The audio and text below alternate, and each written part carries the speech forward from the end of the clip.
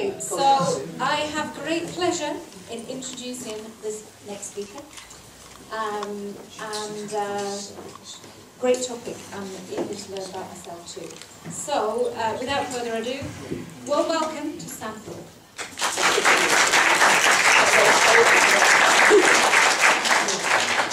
Alex asked if I could do the stage because I hope to do a demo, and I think I have a demo first. If not, I can pick on something. So this is a topic that, for me, is really very exciting, and I'm not a big science person, I'm not really kind of a researcher, but I like it when you get that bit of science that suddenly makes things make sense. And when we have that way of being able to present things to other people with a bit of background, I think it helps us to make more connections, it helps us to actually explain what we do. So I think a lot of people are starting to find out more and more about heart math, and I know that I could put a lot of slides in about their websites and what they're doing. I think it's easier to let you just search heart math online, go to YouTube and watch some of their amazing videos. They've got some really great stuff, and I know that other speakers have been talking about heart math too.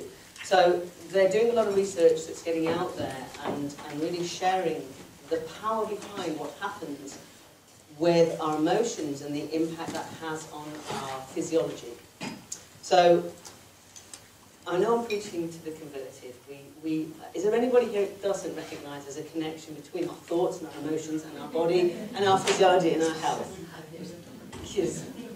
I'm kind of beyond trying to convince people now. I think if we just live that and we just show that ourselves, you know, the more people we help to bring along with us. I've put together some of the slides. There's a lot of little graphs and things, but I don't want to get too caught up in it. I want it to be an experience that you have for yourselves.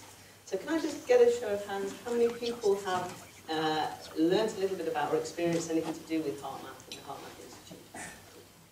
Makes life a lot easier, so good. There's a lot of science, but there's one point that I want to make quickly. There is one bit of it, one bit of this program that I'm going to show you that shows something very specific about what happens when we actually experience a positive state, a positive emotion, and kind of connects what happens in our own heart to other people. So I'm going to talk you through some of the slides, but really the proof of the pudding is kind of in the eating. I want us to have to do some heart math together, and when we do that, I'm going to invite Sister Margarita to come up and do it connected to the machine, so that we can see what happens with her heart rate variability. And as we do that together, collectively, I think it'll have a bigger impact too. So forgive me having the slides with this scientific information. I'm going to start by explaining why I'm talking about heart math. It's only been a few years that I've been involved in energy therapies, and it's been an interesting journey, and I've gone from being in a very, very bad place to a very, very good place. And with background in teaching, it's really a passion to share this with other people.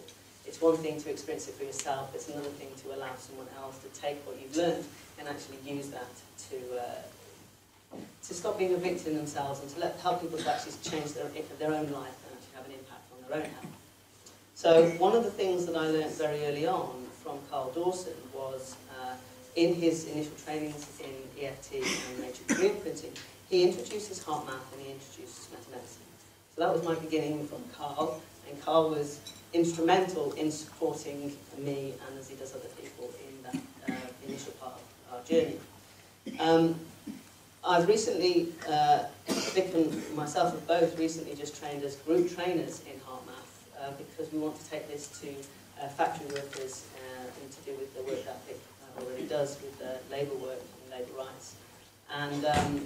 And so actually learning to do this with groups has been the next step for us. And it kind of ties in other things. It's a little bit the foot in the door, getting energy work into these places, but it's brought it more into our lives as well, which is something I'm really pleased about. So I was going to talk about something else initially when I agreed to come and talk, but because we'd just done that training, I was so excited about it and so enthused about it, I thought, no, I've got to tell everyone about this thing. So it has now kind of, the connection for me with the Heart and Soul protocol and with the latest developments that Sylvia's brought to us with EFT, it just makes so much sense. And what I find with the Heart Soul protocol is it's about being present with the problem.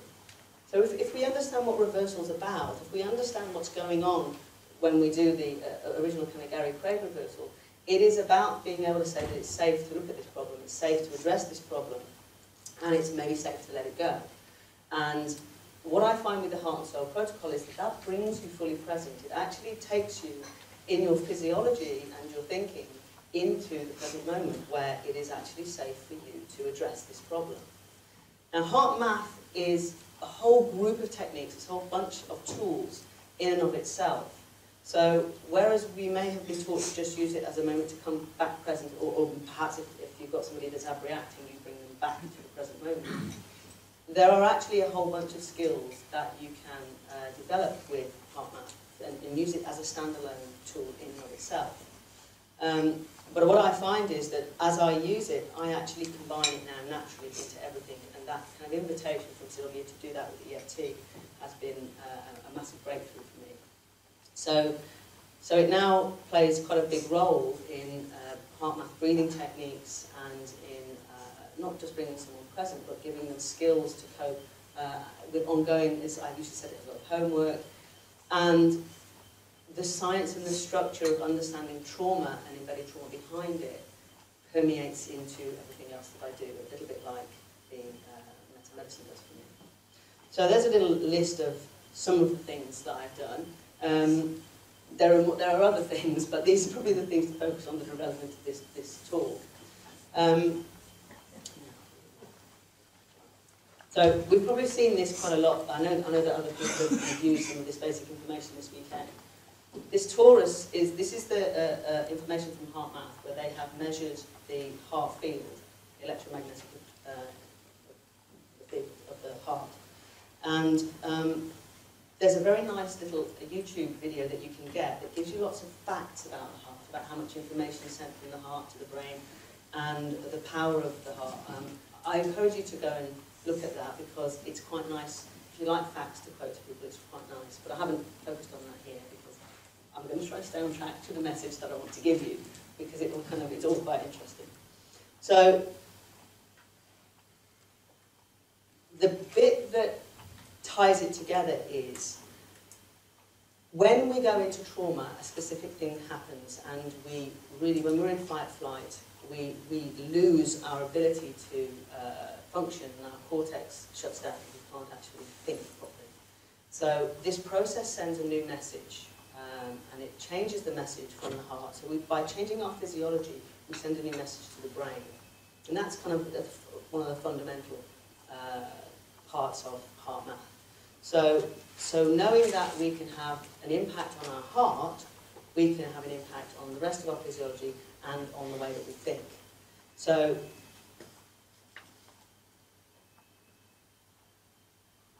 we have a nice little diagram here. What happens when we have a chaotic heart rate is the message that's sent is more fight-flight. So we're more predominantly in sympathetic heartbeat. So what we should have naturally, because we need this increase and decrease, we need a natural rhythm between the sympathetic and parasympathetic, because we need that heartbeat and that heart rate. We need to send blood around the body. So we need to be sending those messages. But when we're in our normal stressed situation, it's very chaotic. And it's very much like trying to come home in the car and you've got one foot on the gas but then the other foot on the brake. So you'll still get home, but you'll get home and your car is going to get knackered much quicker and you're not going to be in a very good state by the time you get home. So in that chaotic heartbeat, what's happening is that the message to the system is very much out of sync, and it's very kind of chaotic and damaging to the system. So what happens when we get into a chaotic heart rhythm is that we actually go back into a nice smooth rhythm where we get the amount of power on the gas and the amount of brake is actually very even. So we're not actually causing kind of that chaotic signal. So the difference between that is the message that goes to the brain is a message to be in fight-flight. That's the signal that affects the whole of the fight-flight mechanism and sends those messages into the body about sending all the blood to the muscles and increasing the heart rate and all of the stuff that we know that affects the way we feel and all of the hormone release when we're going to fight-flight. So by changing the heart rhythm, and that decreases our cortical activity. So by sending it a more ordered and coherent heart rhythm, we actually basically come out of the hindbrain and back into the forebrain so that we can be more connected and be more aware and more present and, of course, more resourceful. So as soon as we're in fight-flight, we're really not resourceful. We're not able to look at our options and to think about what we need to do or how we might look at this, you know, the bigger picture view. So, so the bit that I use quite a lot, now, even in EFT or in any of the other training that I do, is a thing that the HeartMath developed called the emotional landscape. So what they explain is that in the emotional landscape, we actually have different effects on the body. So we have cortisol-driven emotions, and then we have the DHEA, but I meant to look it up. DHEA, which is a very big long word, and if someone knows how to say it, do you want to raise their hand and tell me what it is? No. That's your homework is, to find out DHEA means. So, what you basically need to know is that both cortisol and DHEA are made from the same building block. So if you're making cortisol, you can't make DHEA. And the difference is that, obviously, cortisol in the right measures is okay on the system, but if you're constantly being triggered and creating cortisol, this is going to have a detrimental effect on the system. What you can't make when you're constantly in a state of fight-flight is all of the hormones and the repair mechanisms and tools. So DHEA it's called the wonder drug because it's supposed to make you younger. And you can even buy it. I don't recommend you do because obviously we make it naturally anyway, and we should be in a balanced state. So, but it's the drug that helps your cells repair and your cells heal and helps your system heal. So, so really, this is where we should be in a state of repair. And if we can't create this because we're taking cortisol, we're having a negative effect on the system. So at the same time, we actually have a different mechanism working. So when we're going into sympathetic, we're actually increasing our heart rate. So this is all the adrenaline.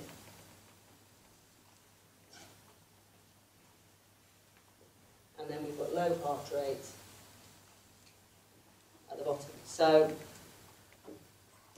when we look at emotions, emotions fall into these different categories. So if we were to think about stress hormones, and when we're in a state of stress, can you just give me a list of a few things that we would have a high heart rate that would be a stressful emotion to experience? And if we're in a higher state, so has anybody experienced any high state emotions on the negative side at all this weekend? We're not, because you're in a nice state. But can you give me some emotions that I might be able to? You're very frustrated. Frustrated is a good one for me, I have to say. Frustrated, yeah. Fear. Road rage. Road rage. Oh. Not for me. Is that, have I triggered that by talking about the driving home in the car? Okay.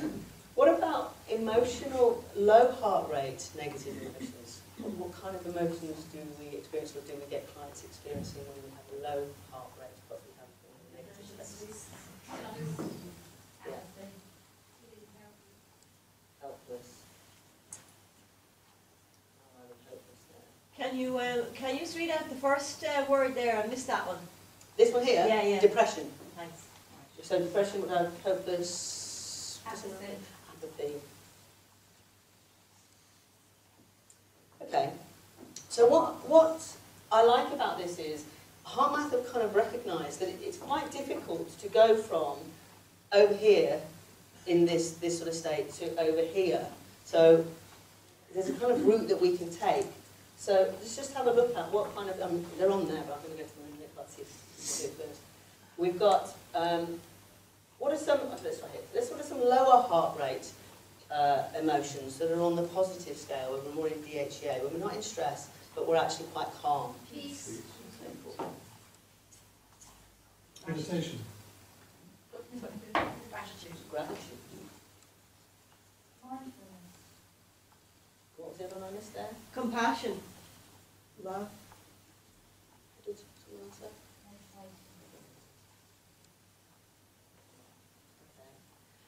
So what about this corner? What are the higher heart rate, higher... Sex. For some people, that might be down here, actually. One else is need to be grateful for it, that's what I remember. Joy. Love. Sex. I'll put to infinity. Happiness. Happiness. Bliss. Time's going to run out, sounds quickly. So this is where we should all be after this weekend. But maybe, I mean, I'd quite like to be down here.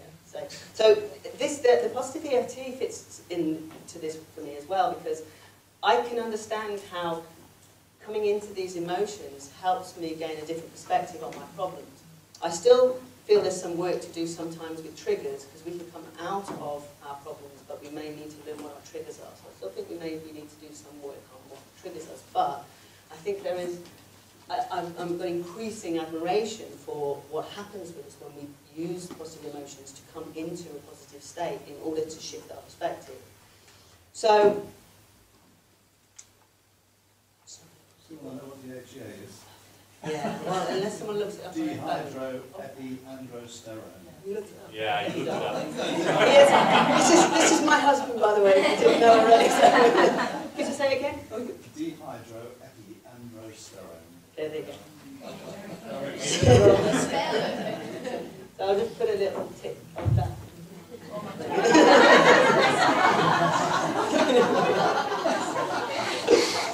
Okay, so we've come up, we understand that we have these different emotions in different parts of the emotional landscape.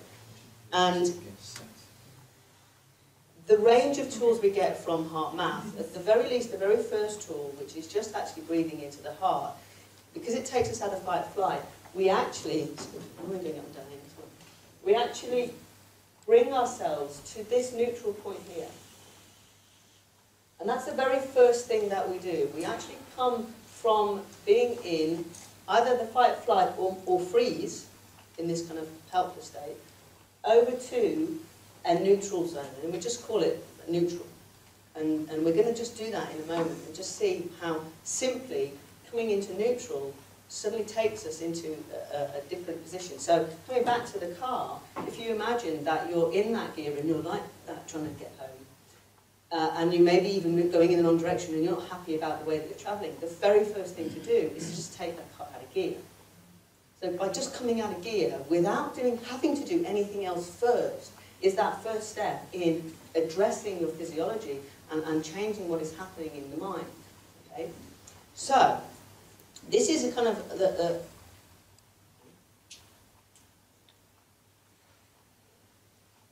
what we see when we use the program, and we see that in going into that neutral state, we can actually watch in real time, with a little tiny delay, of what happens when the heart rate variability is unordered and chaotic, and then it goes into this moved heart rate. Okay? So remember that I've got my assistant can help me. Not for a second, I'll drag you up. Now, that in itself was one of the first things that I was kind of excited about. And that, for me, seeing in real time what was happening in my physiology was quite exciting. The next bit, once I understood what was going on in terms of the positive emotions, was the bit that really blew my mind. And this is why the talk is about compassion. Because the 3 steps that we're going to do are quite simple. So, yeah, should we do it now? I think because I'm going to get her to do it. Can we do that? So, round of applause for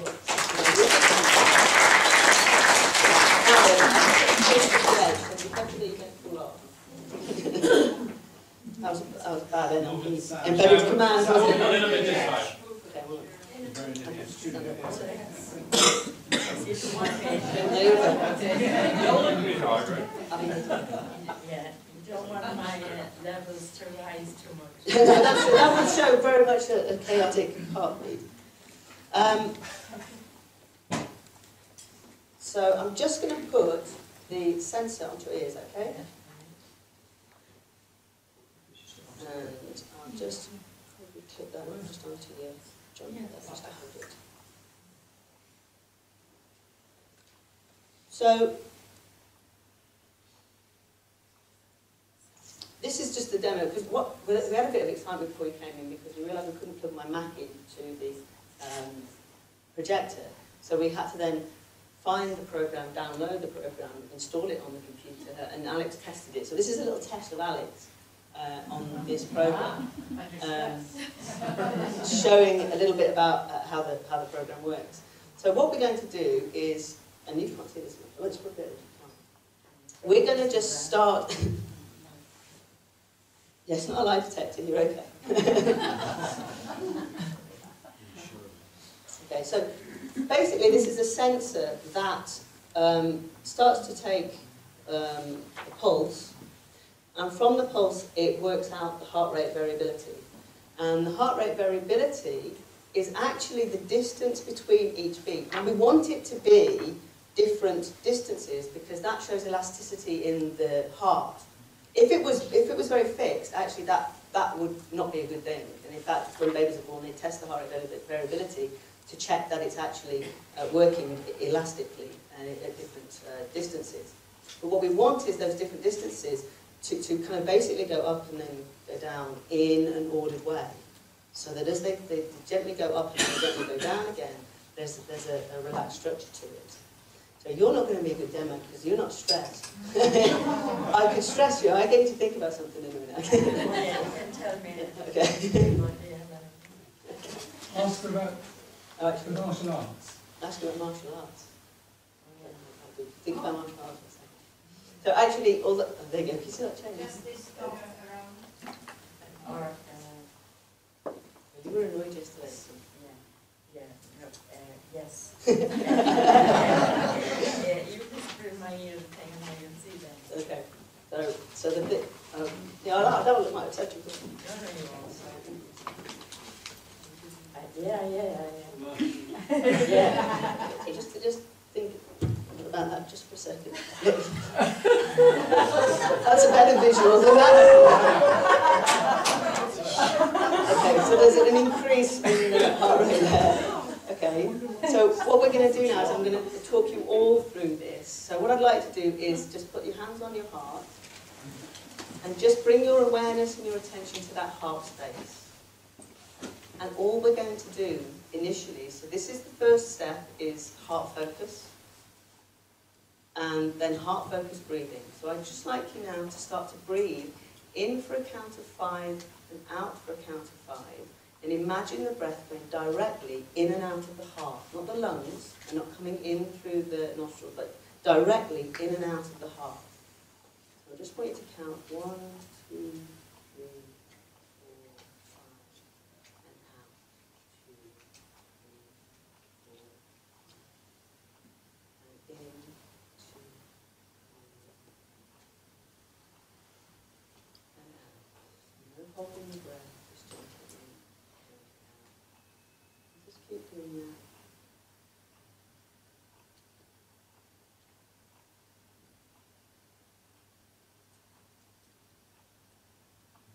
In, 2, 3, 4, and out. 2, 3, 4. Just picture that heart and that breath going in and out of the heart.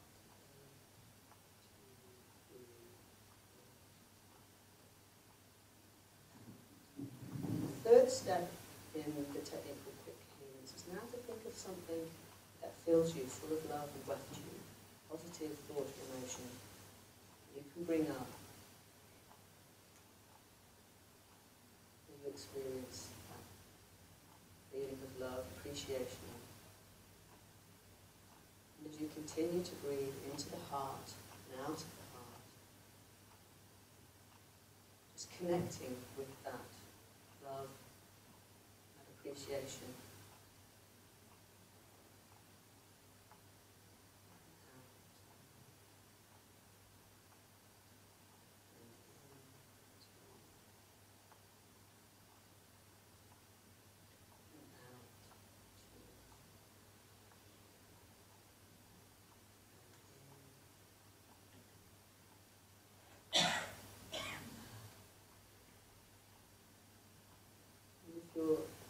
attention shifts, just bring it back to breathing in and out of the heart and back to either the same thought or another thought that fills you with love and appreciation.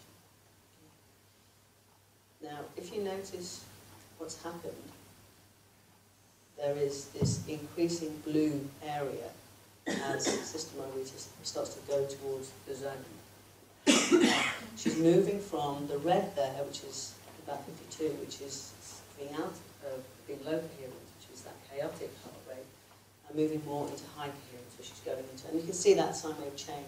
It's still a bit, it's not even, but it's a lot gentler. There's not no jaggedy bits in it.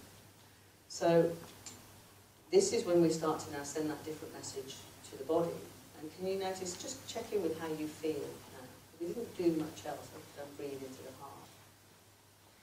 But can you feel what the room feels like too? It's got a stillness to it, which is you can just sit there, look pretty and carry on. Is that okay? Good. How do you feel? I'm feeling wonderful, but I think everything has contributed to this event. Okay, sure. Yeah. I think I actually can go very quickly from one state. Yes. Okay, so, and that's a good point. So what I like about this technique is this is a very in the moment one. So there is a development of the technique where we can actually use this quite quickly to come out of butterfly. And you know, it only takes about half a minute to do this. And this is one of those techniques that's actually quite a quick one out of the tool bag, I find. So even before I actually do any tapping or before I do anything else, I'll tend to just do that breath. So for me, that makes this, the heart and soul protocol makes so much sense. We're just becoming present. We're just actually activating that heart energy and increasing that heart energy.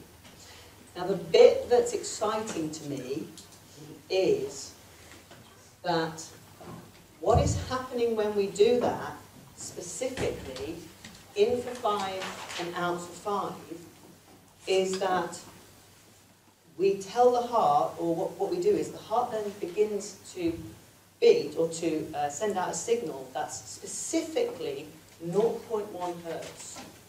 So in for 5 and out for 5 there makes the heart puts the heart at a frequency of 0.1 hertz. And there's something very magical about that. And this is where I get emotional because this ties it back to compassion. So I make no apology for being emotional because actually it's that feeling of gratitude that is welling up and that kind of excitement about it is welling up.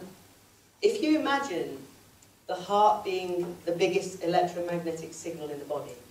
So here's the heart and there's that torus that we saw. And the message that's coming from the heart is now at 0.1 hertz. The power of a wave, any sine wave or any wave, is measured at a certain point. So we've gone from chaotic and we've gone into this ordered sine wave. So the power of a wave is measured at this point here. And this is just this is just science stuff. You can look up this on, in Wikipedia. And the measurement, the system for measuring this is called power spectral density. And it's just the science of measuring the power behind a wave. Okay? So what happens is, when we go into this state, that takes us out of fight flight and sends a new message to the brain. But when we actually engage with a positive emotion, something else happens. And what happens is, being in that state of 0.1, there is a certain level of power behind that electromagnetic signal. But when we engage with a positive emotion, something happens. And this being the biggest signal, do you know what happens when you put a lot of pendulums together in a room? Or you may have seen on YouTube when you start a lot of metronomes going together.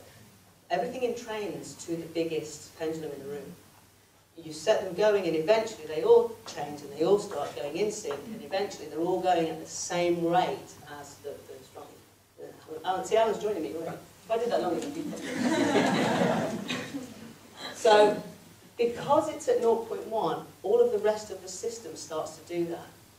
So we start to align all of our other organs and all of the other electromagnetic signals from all of the other parts of the body together. So the way I see that is, if you see this as a stream, And you've got all these kind of contributory little strings running together. What you start to do is you start to get them to all run together. So if you start to focus everything working together, the power behind that frequency, that signal, is amplified. It gets much, much greater. So by going into just coherence, you have a sine wave on average, and let's just see where we got. And I've got some. Okay, so you're still in quite a bit of stress. So can you see that at the bottom where it says 0.1? So Sister Margarita got to about 28 on that. And anything that's this side, the frequency of the vibrations on this side are all to do with the sympathetic nervous system. So effectively what that means is everything this side of 0.1 hertz is actually stressful thoughts, stressful emotions. Anything that's that side of 0.1 hertz is actually parasympathetic. So we can be, so this is where the heart map is actually not the same as relaxation, and some of the techniques we have I think are different to relaxation, because we're not just going from being in stress to being in relaxation. This is an active, upbeat state of energized connection. So we're not just being relaxed, and sometimes you can go into meditation, and if your body really needs it, you will fall asleep. So maybe you shouldn't be listening to your body. But actually, for me, meditation and heart math breathing is actually about being active and aware. And when we're active and aware, we're connected and we're in a state of flow. And in that state of flow is that 0.1 hertz. That's the zone. So what happens is all of the frequencies, so it's okay to be in rest and repair and to be in the parasympathetic state, but all the other organs are all doing their own thing. All the other organs are all at certain frequencies and other stuff's going on. If we want to focus all of those frequencies and actually get that power at 0.1, then heart math actually puts you into that state. And what we can go from is, on average, if you practice this on a day-to-day basis, you're probably looking at a spectrum average of about 400 or 500 for somebody that just come up after about a few days. But when you engage with those positive emotions and you practice this, then you're looking at a power behind that signal of an average between 3,000 and 4,000. So imagine now being the person with the heart with a power of 3,000 to 4,000, and how that's entrained the rest of your body. But then imagine you holding that frequency when you're with your family, or when you're with children that are finding it difficult to know how to behave, or you're struggling with children, or you're working with your client. Imagine being in that heart of compassion, purely on a vibrational level, not even thinking about how that emotionally affects you, but how that on a physiological way affects the people that you're with. So we're going to do it again in a moment, and with that in mind, I can't remember what it said to press now to make it go back. What do I press to make it? Oh yeah. Left arrow. No, I want to make it come full screen again. Oh, F5. Thank you. Oh, I'm backing. Come back to the beginning. Probably here forever. Let's do some heart math. Hands on heart, take some nice deep breath. This is a recap. This is it, just reviewing where we got to. Speed learning. Yeah, speed reading. Nearly there. So, okay, so there's just another diagram of 3 different emotions. These are 3 heart rates from anger, which you can see is to the left of 0.1 hertz. Relaxation, which is kind of all disordered on the other side. And then when somebody focuses, and on that diagram, can you see that 150, well, it's probably about 120, isn't it, for the anger? That's the power of the energy behind the anger. Then it's kind of not much bigger behind relaxation. But when somebody is actually in appreciation and their heart is in that ordered heart rate, and they're actually focused around that space of 0.1 there, can you see that graph is showing 700? So that impact, therefore, to entrain other people's hearts in that emotion is very powerful. So that's spreading that, so that torus that you see, that energetic shape that you see, actually has a force behind it that then can entrain other people. Okay, does that make sense? You can. Do you want to open the Oops. So it's just that, the depth of that there, power behind that there. So I talk quite a lot when I give trainings about holding the space for somebody, for the client to actually kind of come into that space and be, holding that positive emotion and actually holding that belief in them that they are, just naturally with that understanding that they're capable of solving the problem, and that if they had other resources, they wouldn't be doing some of the damaging things they're doing. And I think if you hold that space, you're already starting to entrain their hearts into that rhythm. You're already starting to impact on the people around you. So there's just another couple of diagrams. This is one I did, here's one I made earlier. Would you see that then? Yeah. So going from, I actually did this while you were talking to Sterling in that meeting. I thought we were going to show him, so I thought we'd have a go. And so those red bits have just lost the signal. I didn't try anything. I just lost the signal. So I went from unordered into a more ordered pattern, and you can see how as I went more and more into that zone area, I got deeper into it. And there's a compassion rating, if you like, but there's paraspectral densities about 2,000.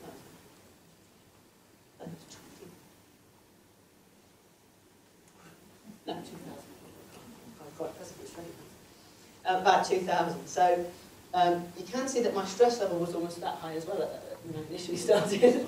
But once you start to focus in on the positive emotion, then you actually start to centre the rest of the energy, which gives it that power. So there's just a simple measurement that shows that having gone from respiration and heart rate variability and the blood pressure all being measured separately in the same person, how when we do this technique, how everything goes into sync. So everything then starts to actually work together. So it's a bit like that finely tuned car all working together at the same rate and actually working. I added this in, this is a little bit that, in the scientific bit, the other people might have to set this out and say, oh, we can't tell that to business people, but I think you might like this. This was one of the main guys from Hartman, his son actually. And, this just showed the connection between the dog and the boy, which I thought was just nice. That Mabel the dog and Josh, it just showed what happened. They monitored, they were in separate rooms and they monitored the dog's heart rate and then they monitored the boy's heart rate. And it just showed that when they were in separate rooms, how chaotic the dog was and how chaotic the boy was. But when they came together, and he was petting the dog, how their hearts had trained and how actually they were both coherent.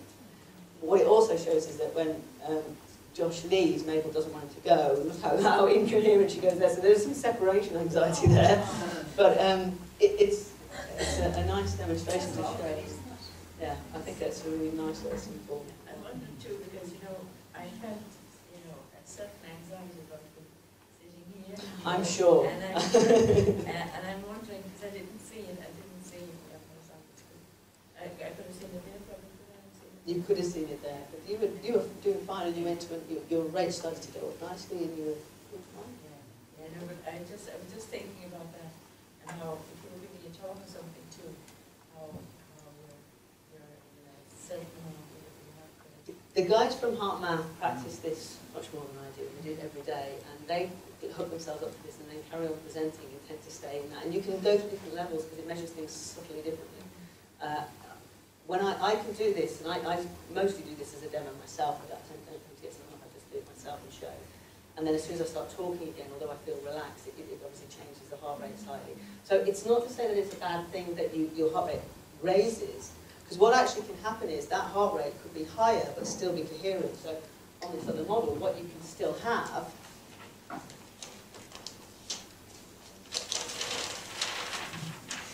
is this is the difference of this here to coherent here, but that could still be, that could be here, or it could be here. So your heart rate could raise even if you were active, so you could be jogging or running or doing something. Or it could be down here in stress. So the assumption tends to be that if we're stressed, we're calm, but we're not actually calm, we're still in stress, even if we're at the low rate. But we're in a coherent rate on this side, basically. So, so the trick is to practice this so that you can be more active, but still stay as coherent as possible, or recover, because this is all about resilience building. The whole sales thing behind Heart Math is that it teaches you the skills to be resilient and to recover much quicker, and not just recover, but actually top up your energy levels on an ongoing basis. So that's why there's a lot more around this as a full program. Is the whole idea as well of breathing into the heart, you know, is the whole idea of, I wonder, because I've been thinking about lately about, you know, in an email transfer, the whole idea, sometimes people are in that way looking at what's happening in their bodies, and I just wonder whether anybody has kind of discovered a way that, you know, in the breathing and that they can be, you know, really in their body. Because, like, the feeling is that, you know, in the body, that you're really present to your... I think what it does is it sends a very strong message to the physiological system, to the whole fight-flight mechanism, that you're safe in this moment. So it does definitely take you out of the brain, out of the panic, out of the stress thinking. And if your heart says you're safe, then basically that message to the rest of the body and all the organs and to the mind is that I'm safe in this moment. Then we come out of that hindbrain into the forebrain, and we're actually able to think in a different way. We don't go back into thinking stressfully about it, we're actually present again. So I think you're absolutely right. I think we... That's where the heart and hold in emotrance it's so powerful, because you're actually centering yourself. Yeah. Yeah, absolutely. So that was kind of why I wanted to share this. Is it does for me, it gives that bit of science behind why I think these techniques are so much more powerful, because you're working really presently with somebody, and actually you're engaging in their energy. And if you're doing your own work and you're working with your energy with the people that you work with, or just with families and friends, then, you know, that's what's actually going on. Your heart is actually strongly entraining other people in those compassionate thoughts. So, for me, knowing that there's more power behind the compassionate thoughts, because I don't talk about, or I don't believe in the kind of psychic attack and negative energy and stuff. I believe that if you build your own robust energy system and you're connected and you're in a state of flow, then that's when you don't take on other people's stuff. And you only take on other people's stuff if there's some impact it's having on you, if you're triggered into something, or there's a relevance to you from what's going on. So for me, the more you practice this, the more you actually practice being in a present and in a state of flow, the more, not just the more resourceful you are, but the more you actually stay in that heart of compassion, and you stay in those positive emotions. And therefore, whatever someone else is throwing at you is not going to be damaging to you. So it's like if you separate yourself off and you're like this tank of energy, and that energy, if you use the water analogy still, people start throwing rocks at you, they're going into that tank, and you'll start splashing water everywhere, or you're giving your energy to other people all the time. You're going to deplete your energy levels. But if you start to recognise that it's you're responsible for keeping that energy going, and if you're an open force, as people say, then you're like that waterfall. And if somebody throws rocks in the waterfall, it doesn't impact on the waterfall. So if you can stay in that heart rate state, in that energized state, then you are more and more the waterfall when you're dealing with other people. And that's the resilience that I think we're building. I think we're building our own resilience by keeping our energy states in a state of flow, not stagnant. And for me, that's the gift of emotrance as well, because when you talk to the clients about, okay, where do you feel that happy feeling in your body? Let's let that go. And they go, oh no, that's my happy feeling, don't take that away from me. But then when you explain that actually if you've got a happy state and you hold on to it, what have you got? Actually you've got fear of losing your happy state again. So now you've got fear.